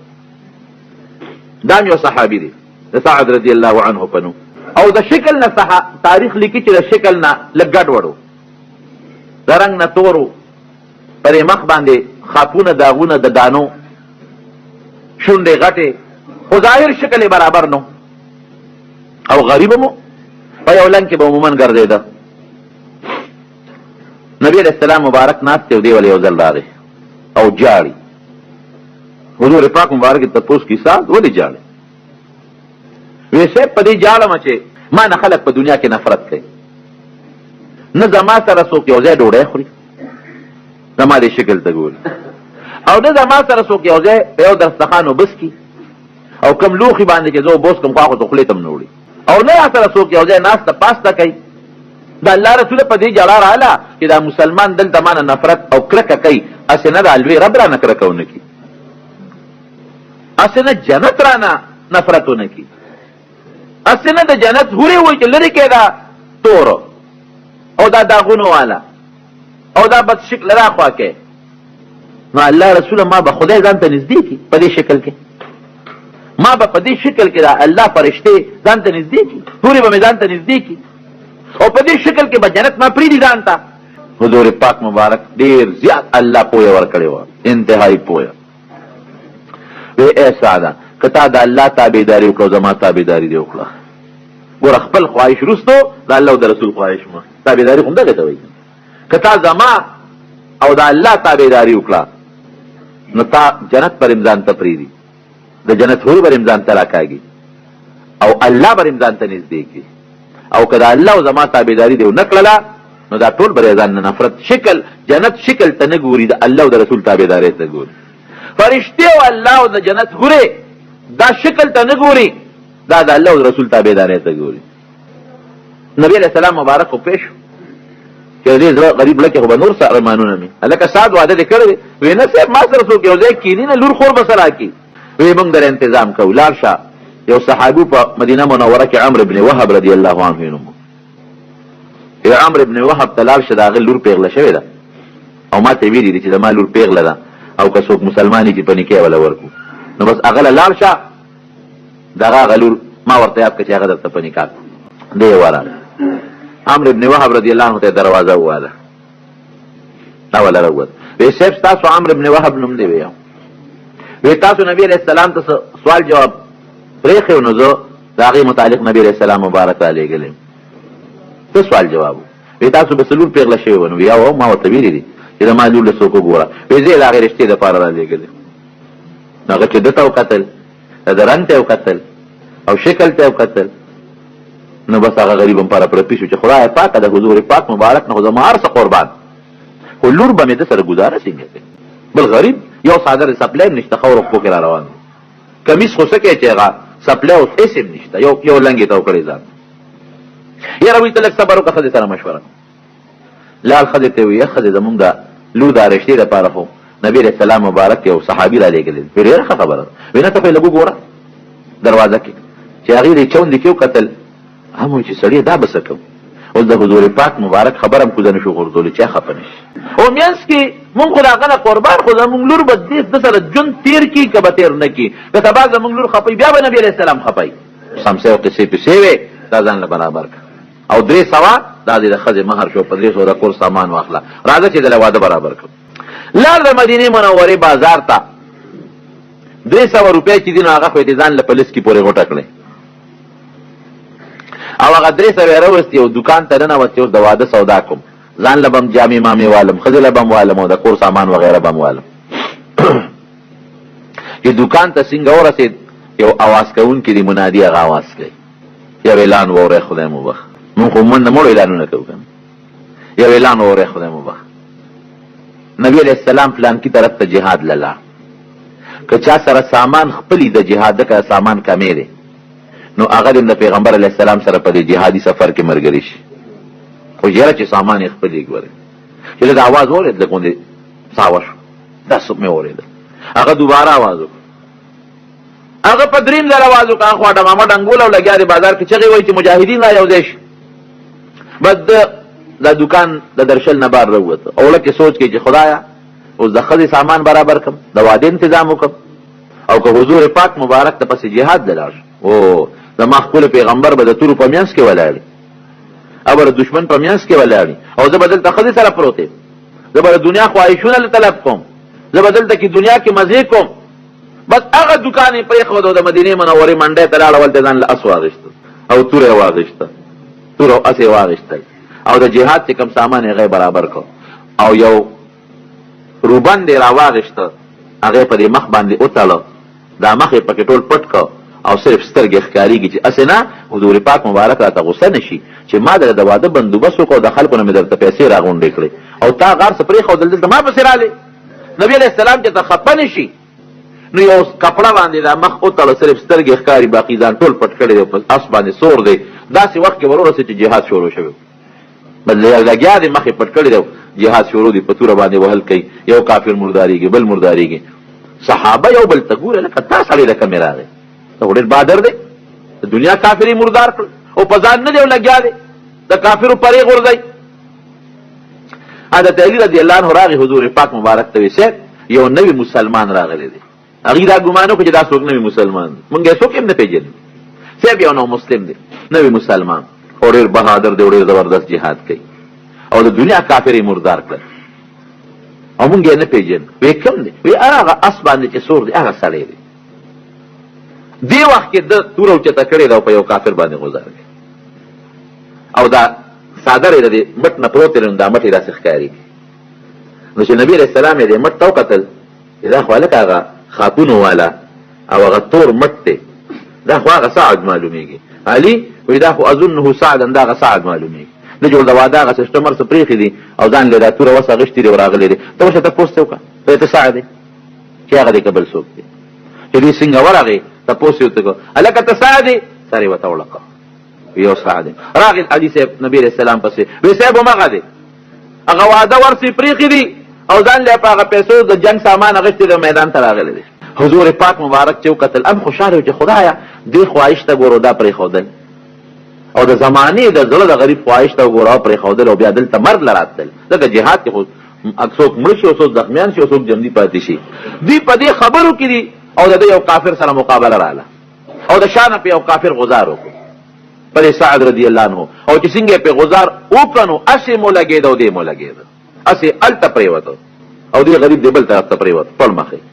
او زخمونو کې او د وینو دا سیلاب په شور شو نبی علیہ السلام مبارک ورمنډه کړ په خپل ارسه پرې خودل او چې څنګه ورمنډه کړې نو دې روچت کو او دې خپل سینې دې غېږ پورې د قصونی و هغه وینو کې شور پور دې خپل سینې مبارک پورې اونی و او مخې ول ښکارا کو او په دې خپل مبارک صادر ته خورې وینې لړکای نبی علیہ السلام مبارک دغه دا مخ ولا پاکي او دا تندې ولا پاکي او دا وجود ولا پاکي او هغه د اخیری سترګې حضور پاک مبارک ترا واړولې وی دا الله رسوله ما په دې شکل الله ځان تفریدي ما په دې شکل جنت ځان تفریدي ما په دې شکل کې د جنت حوري ځان تفریدي رسول الله مبارک وی اے سعدا زما دې په هغه ذات قسم چې دی دنیا ته پیغمبر را لګریم زګه وای کوم د الله دربار کې چې تابه الله ځان تفریدي او تابه د جنت حوري ځان تفریدي او جنت په ځان تفریدي زه تعالی کوي کوم او دې کې دې غریب نساو ختم دې اخیری الفاظ د حضور پاک د مبارک خبرې ووري او ساتي وتله چې ساتي وتله نبی رسول الله مبارک او خندل او فورا مخبل طرف ته واړو او صحابه ته وراشه ضرور مچت کې وګوره کنه لاغه د زړه تمنا ته وګوره الله کوم سینه د مرګ په وخت کې ور نصیب کړه کوم غېګه کې د دنه د مرګ ساو خطا او کوم لاسونو چې ویمانه به خلق نفرت کوي الله وتو خو چې خلق پرې دا داسې غېګ کې د نساو باسم چې دنیا کې په عمر کې ستاده پاره د قیامت پورې خلق دا یو فقر حسابي او داسې لاس بستا په مخ راکاږم چې هغه به د جنت او د حور او د هر سره بهتر او مزیدار لاس وي په داسې لاس تا مخ پاکوم او ستا خیری ویني په داسې ذات تپاسه پریوزي چې به تعالی قیامت کې کوي بګي داسې منقبت در کوم تر نن قیامت پورې خلک بیانې کنه بیانې داسې عزت تر کوم دې ته عزت وای ساده نه په داسې غیږ کې وباسم چې مور روړ اور پس ارمانو کی داسې لاسونه در باندې ځان قدر کې راکاږم چې مور روړ اور پس ارمانو کی او داسې ضمانت دل در کوم چې هغه په شان ضمانت په بل چاني نو خندل حضور پاک مبارک او مخې بل طرف ته واړو او چې به مخواړو مسترو کې او ګرځي خیر دی خو صحابه او چت دی غریب خو شهید شو چې نبی علیہ السلام به غوسه او چا بغږ نه کو چې خفه به غږ بنه کو چې لږ اطمینان باندې شو صحابي راغی وسه دغه وخت د خندانو او تاسو خندل هم بل خندل دنه چې ساو خطا وی ما چې کله قسم او خوړو چې زبدل لګوي کو چې تابه جنت او الله فرشتي ځان ته پرېږدي او خوري نو خدای پاک زما قسم رښتونی کړ وی ما پر خپل سترګو یو فرشته ولید د جنت حوره مې ولیدا چې زما د حوض کوثر نه په جام کې اوبر از غلول او درې خپل کې اړول ما وی چې شکر دې خدایا چې زما قسم دې رښتونی کړ او ما دې په خپل سترګو او خو او دته دې په ځان قدم کې پروردګار زما خبر رښتونی کړه د جنت حوره ور د حوض کوثر اوبر از غلول او په داخله کې ورتاړول نو مال د غحور نه حیا رااله نو محمد والو او په خپل خبره خوشاله شوم نو خندار رااله او ډېر ګران کار دی رونو رسانه خبره خپل خواهش د دین تابع کول 15 روپے د خدای په لار کې ورکول دې تاسو غاړه نیک دي 10 روپے تاسو غاړه نیک دي سر ورکول او بیا ځمکه ورکول او بیا مدرسې سره امداد کول او بیا جمعات سره امداد کول او بیا لار سره امداد کول او بیا غریب گاونډي مسافر سره امداد کول دا ډېر لوی